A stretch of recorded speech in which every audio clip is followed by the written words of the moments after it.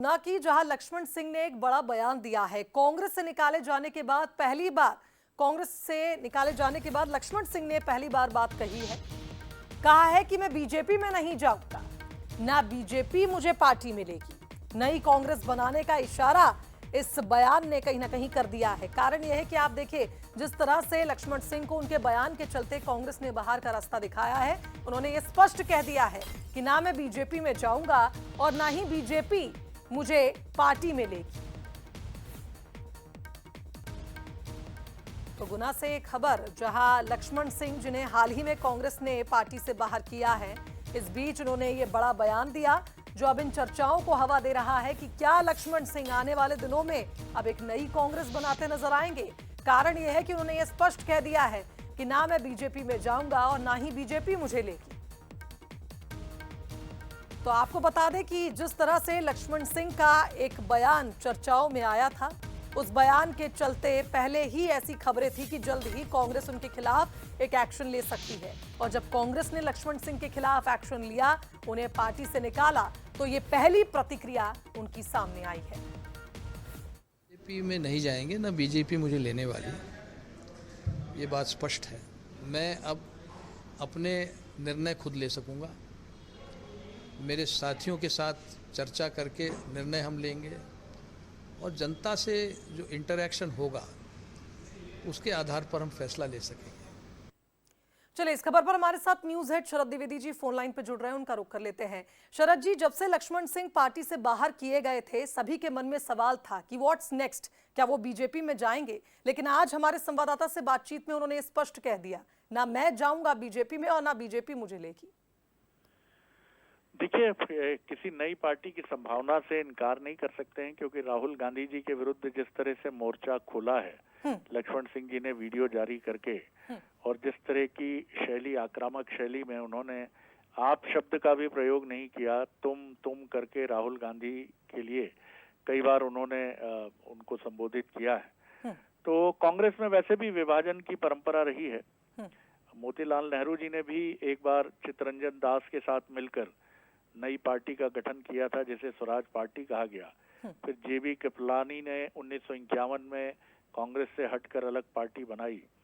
1959 में भी कांग्रेस में एक बड़ी टूट हुई, जब बिहार, राजस्थान, गुजरात और उड़ीसा में कांग्रेस टूटी।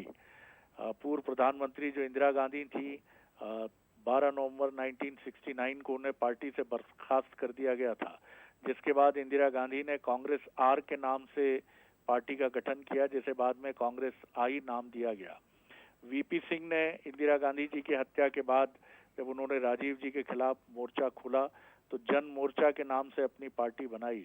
हवाला के समय एनडी तिवारी ने तिवारी कांग्रेस करके एक नई पार्टी बनाई थी जी। और इस समय मध्य प्रदेश में भी कुछ असंतुष्ट नेता हैं जो पार्टी से निष्कासित हैं, जिसमें पूर्व केंद्रीय मंत्री असलम शेर खान भी हैं, जो गाहे बगाहे मोर्चा खोलते रहते हैं। तो कोई हैरत नहीं होनी चाहिए कि कांग्रेस, एक नई कांग्रेस का नाम देते हुए लक्ष्मण सिंह जी कोशिश करें कि जो कांग्रेसी जिनका मोहभंग कांग्रेस से हो चुका है, उनको साथ लेकर वो अपनी ही पार्टी को चुनौती देने की कोशिश करें। और राजनीति में अक्सर ऐसा होता रहा है कि किसी बड़े नेता का जब मोहभंग होता है तो वो अपनी शक्ति को तौलने के लिए अपनी अलग पार्टी बनाकर भी प्रयास करता है।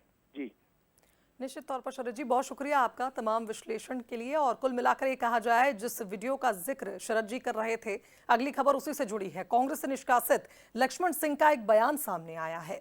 कांग्रेस से निकाले जाने पर उनका ये वीडियो, जिसमें वो आक्रामक शैली में बात करते नजर आ रहे हैं, ये बताया उन्होंने कि मुझसे कहा गया कि लिख कर दो राहुल गांधी पीएम बनेंगे, मैंने मना कर दिया, इसलिए मुझे पार्टी से निकाल दिया।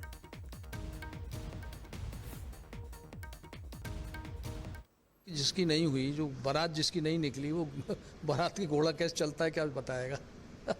तो ये तो उनको सोच के बयान देना चाहिए। मैंने कुछ ऐसा नहीं कहा कि पार्टी का विरोध हो इसमें। मुझे समझ में नहीं आया कि इसमें पार्टी को विरोध कहाँ दिख रहा है। एक राष्ट्रहित की बात कर रहा था, वो मैंने करी। उसको लेके मुझे निष्कासन का नोटिस दिया, मैंने जवाब दिया। फिर मुझसे कहा गया कि एक लाइन लिखिए कि राहुल गांधी प्रधानमंत्री बनेंगे, मैंने मना कर दिया। राहुल गांधी प्रधानमंत्री कैसे बनेंगे? नहीं बन सकते। कभी भी नहीं बन सकते। तो नेता प्रतिपक्ष बन गए, इससे आगे वो कहीं नहीं बढ़ पाएंगे। ये बहुत आगे बढ़ चुके हैं नेता प्रतिपक्ष, उनकी क्षमता से कहीं ज़्यादा अधिक उनको मिल चुका है। दिग्विजय सिंह जी से राजनीतिक चर्चा कई वर्षों से नहीं हुई और अब शायद कभी होगी भी नहीं। पर्सनल चर्चा होती है, राजनीतिक चर्चा न वो करते न मैं करता।